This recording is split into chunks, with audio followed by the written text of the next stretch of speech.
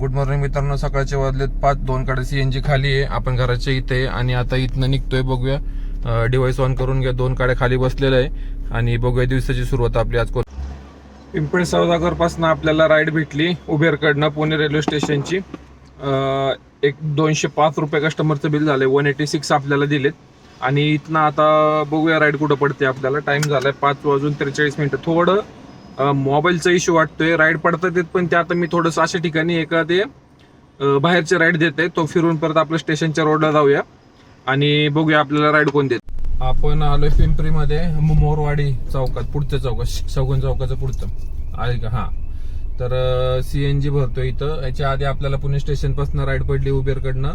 220 आपल्याला दाखवले होते, तर कस्टमरचं बिल झाले 306 रुपये आणि आपल्याला दिले 212 रुपये. तर टोटल आपलं 399 रुपयाचं काम झालं, 400 रुपयाचं.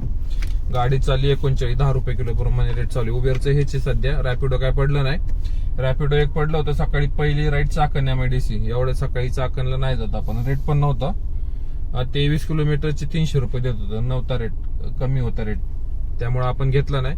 आता इथनं आपण एक आधी ब्रिजच्या खाली सीएनजी पंपावर बघितलं, पण त्यांचं काम चालू आहे वाटतं, तर पंप बंद होता. त्यामुळे आपण पुढे बघितलं, इथं 2च गाड्या उभ्या होत्या आपल्या पुढे. तर आपण आलोय सीएनजी भरून घेऊ.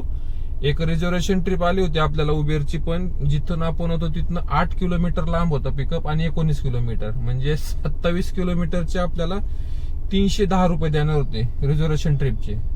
नव्हतं परवडत. मी तशी कॅन्सल नव्हती करायला पाहिजे, रेटिंग खराब होणार होतं, पण अशा रेटला इथून 8 किलोमीटर जायचं आणि तिथून परत मी नव्हतं परवडत. हिशोबच नव्हतं बसत. त्याच्यापेक्षा आणि अर्धा तास होता वेळ, म्हणजे अर्ध्या तासात आपल्याला राईड पडली असती, मध्ये पडल, त्यामुळे मग आपण ती राईड कॅन्सल केली. आता इथं सीएनजी भरू आणि पुढे जाऊ. आज एक आतून असं इंट्युशन येतंय की आज काम थोडं स्लो राहील म्हणून. का काय माहिती, कारण आपण निघलोय वेळेत, पण आपले 2 तास होऊन गेले तरी आपलं 400चं जर निघे. 2च ट्रिप झाल्यात आपल्या. ते पण स्टेशन आणि वाकड मोरवाडी. तिकडनं आता आपण गॅस भरला आणि इथं नाश्ता केला वल्लभनगरला. तरी एक राईड आली आता 17 किलोमीटरची रॅपिडोकडनं 220 रुपये. नाही परवडत रॅपिडोची. चाकण एमआयडीसी तिकडनं रिटर्नची नाही भेटणार एवढं सकाळी, त्यामुळं आपण काय घेतली नाही. आणि रॅपिडोचं पण रेट आज थोडस डाऊन वाटतोय. का काय माहिती, रोजच्या पेक्षा 41 रुपये रेट मला कमी झाल्यासारखं वाटतंय. तर आता इथनं आपण पिंपळे सौदागरला जाऊया. परत नाशिक फाट्याच्या अलीकडे आलोय आपण आणि इथनं आता लेफ्ट घेऊन भोसरी लांडेवाडी आपला अलीकडचा चौक आहे अशोक हॉटेलच्या इथनं. लगेचच वळून आपण परत जाऊ, कारण इथं तर कुठं राईड पडत नाहीत आता, एक तिकडनंच पडतील.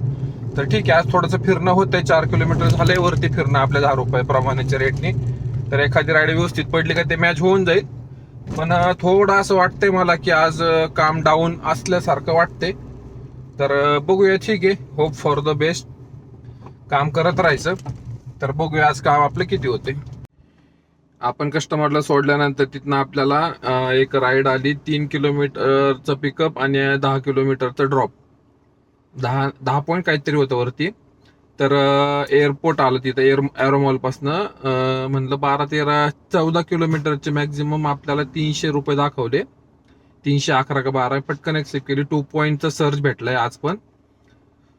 1 नाईट 2 डबल रेट समजा. तर आपण गेलो, कस्टमरला सोडले. हे आर्मी एरियामध्ये रेंज हिल मध्ये आलोय आपण खडकीतनं अंडरपास पासनं. तर 300 कस्टमरचं बिल झालंय 483 रुपये. 487 आपल्याला दिले तर 318 रुपये. तर ठीक आहे, इथनं आता आपण बघूया कुठं बाहेर पडतोय. इथनं बाहेर पडायला थोडंसं जावं लागेल एमटी, कारण इथनं येतात राईड पण 4 किलोमीटर पिकअप, 5 किलोमीटर पिकअप असे येते. तर बघू, त्यातल्या त्यात एखादी जवळची राईड एक्सेप्ट करून आपण पुढे कंटिन्यू करू. रेंज हिल पासून आपल्याला 1.5 किलोमीटर तिथनंच राईड पडली. स्वारगेट म्हणून आलं. 171 रुपये दाखवले रॅपिडोचे. 7 आणि 8 किलोमीटरचे टोटल, 8-8.5 किलोमीटरचे. तर आपण घेतलं आणि कस्टमरला दगडूशेठ पासून थोडंच पुढं स्वारगेटच्या चौक पण नाही, त्याच्या अलीकडेच सोडलं. आणि तिथनं आपण आता परत शनिवार वाड्यात लोकेशन टाकून निघलो, म्हणजे सरळ त्या रस्त्याला परत युटर्न घेऊन निघलोय. तर आता विषय असा आहे की आमचं बाळ गावाकडनं येते, ते आता भागोलीला आहे. तर आपण सणसवाडीला त्यांना घेऊया बहुतेक, कारण ती गाडी जाणार आहे पुढे नाशिक फाटा. तर त्याच्यापेक्षा आपण इकडे आहोत सणसवाडीला संगमवाडी बस स्टँडला ते उतरतील. तिथनं आजोबा वगैरे आहे सोबत, त्यांना घेऊन घरी जायचे. सकाळीच येणार होतं 6-6:30ला, पण गाडी लेट झाली आहे बहुतेक. मग आता आहे आपण इथं, तर मग त्यांना घेऊन जाऊ सोबत. तर आज जर आता इथनं आपण काम करतोय आणखी तर ठीक, नाही तर आपण आज इथं थांबतोय. आपलं 932 रुपये उबेर आणि 171 म्हणजे 1100 रुपयाचं काम झाले आणि गाडी चालली 88 किलोमीटर. आजचा मग मिनी ब्लॉग होतोय आपला. जर आपण परत काम केलं नाही आज तर, आणि जर कंटिन्यू काम पुढं केलं तर मग आपण पुढं व्हिडिओ कंटिन्यू करू. तर आपण आलोय संगमवाडीला, इथं वेट करतोय त्यांची गाडी यायला. आणखी एक 20-25 मिनिटं लागेल, तर आपल्याकडे वेळ होता थोडासा. तर मला 2-3 दिवसापासून आपल्या कमेंटमध्ये येतात की उबेरकडनं जी गाडी भेटती त्या गाडीबद्दल सांगा. तर त्या गाडीचं असं असतं की जर तुम्ही एस्प्रेसो गाडी घेताय तर तुम्हाला 10,000 रुपये भरावे लागतील डिपॉझिट, आणि तुम्हाला रोजचे 690 रुपये कमिशन द्यावं लागल. आणि त्याच्यामध्ये CNG वेगळा द्यावा लागतो, आणि नॉर्मल ट्रिप ज्या असतात आपण फक्त उबेरच्या ट्रिप करू शकतो. बाकी ओला वगैरे रॅपिडो याचे ट्रिप करू शकत नाही त्यामध्ये.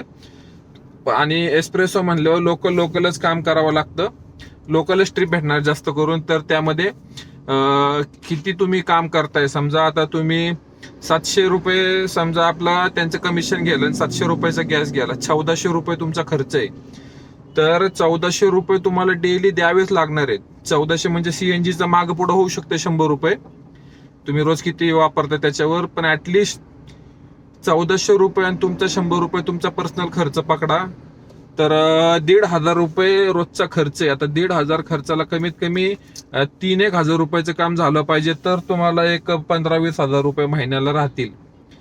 जर एस्प्रेसो गाडी घेताय तर वॅगनर घेतली तर 100 रुपये आणखी वाढतात, 700 800 रुपये होतात.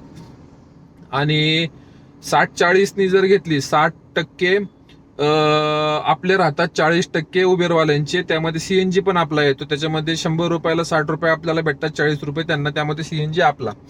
तर 20 रुपयाचा CNG जरी गेला तरी 40 रुपये आपल्याला राहणार. पण त्यामध्ये जास्त काम करावं लागतं. आता याच्यामध्ये किंवा आपण दुसऱ्या कुणाची जरी गाडी घेतली चालवायला, तर त्याच्यात पण असंच 35% आपले, 60% त्यांचं सगळं. तर जेवढं तास आपण जास्त काम करणार, जेवढं आता जर दुसऱ्याची गाडी घेतोय किंवा आपण उबेरकडनं गाडी घेतोय, तर लक्षात ठेवा की 10 ते 12 तास ऍटलिस्ट काम करावंच लागल. तर कुठं व्यवस्थितपणे एक महिन्याला एक 18-20 हजार रुपयेपर्यंत, 20-25 हजारापर्यंत राहतील, जर तुम्ही 10 ते 12 तास डेली काम करताय जर यांच्या गाड्या घेऊन. तर आता स्वतःची गाडी असेल तर आपण मागं पुढे एखादा दिवस करू शकतो, पण आपल्याला जर दुसऱ्याला डेली पैसे द्यायचे म्हणल्यावर त्याच्यात नाही ना मागं पुढे करू शकणार, तुम्हाला खिशातनं पैसे भरावे लागतील. तर माझ्या बाबतीत तर आता माझी गाडी ही स्वतःची आहे, गाडीचा हप्ता आहे फक्त. ते काय मी कसं पण भरू शकतो, कारण माझं बाकी इन्कम सोर्स पण आहेत. तर आपण मी याच्यातनंच हप्ता भरतो. जे पण माझं डेलीचं काम होईल त्याच्यातूनच मी हप्ता भरतो. तर 15,000 रुपये माझा हप्ता जातो. 2 लाख रुपये मी डाऊन पेमेंट भरलेले आहे, आणि ऍसेसरीज वगैरे मी 30-32 हजाराची ऍसेसरीज घेतल्या होत्या. तर टोटल मला ही गाडी 7,41,40,000 रुपयाला पडलेली आहे. आणि बाकी तर काय त्यामध्ये मग लोन वगैरे आहे, ते सगळं प्रोसेस त्याच्यामध्ये झालं. सांगायचा मुद्दा हाच की जर दुसऱ्याची गाडी जर आपण चालवतोय तर आपल्याला जास्त काम करावं लागेल, आणि आपली गाडी घेतली तरी जास्तच करावं लागेल. तेव्हा कुठं परवडेल एक प्रकारे व्यवस्थित कंपनीत काम करण्यापेक्षा. इथं आपण आपलं मनानुसार आपण पाहिजे तेव्हा सुट्टी घेऊ शकतो, पाहिजे तेव्हा ऑफ घेऊ शकतो. तर मी त्यासाठीच घेतलेलं आहे की मला कुणाच्या अंडर काम करायला आवडत नाही. सो त्यासाठी मी आधीपासून डोक्यात तेच होतं की माझा बिझनेस होता 8 वर्ष, ते पण जॉब करायचं नाही म्हणून मी बिझनेस केला की कोणाच्या अंडर मला काम करायला आवडत नाही. आणि आता पण कॅब जी घेतली ही पण स्वतःच ओन. मला पण मी निघतोय किती वाजता तुम्ही बघताय, डेली आपण 5ला घर सोडतोय. असं नाही की आपला बिझनेस म्हणून आपण कधी पण उठून निघायचं. तर मी 3:30चा अलाराम असतो माझा डेली, आवरून 4:30-4:45ला मी घर सोडतोय, आणि बरोबर 1-1.5 वाजता मी मोकळा होतोय. जर मी आणखी 2 तास काम केलं तर माझे 500 रुपये आणखी कशी पण वाढून जाणार. मी 2,500 रुपये सहज करू शकतो. पण मी एक डोक्यामध्ये ठेवलंय की आपण कंपनीमध्ये असताना कसं काम करणार, त्याच्या हिशोबाने मी काम करतो. आठवड्यातनं 1 दिवस मी ऑफ सुद्धा घेतो की स्वतःला वेळ दिला पाहिजे.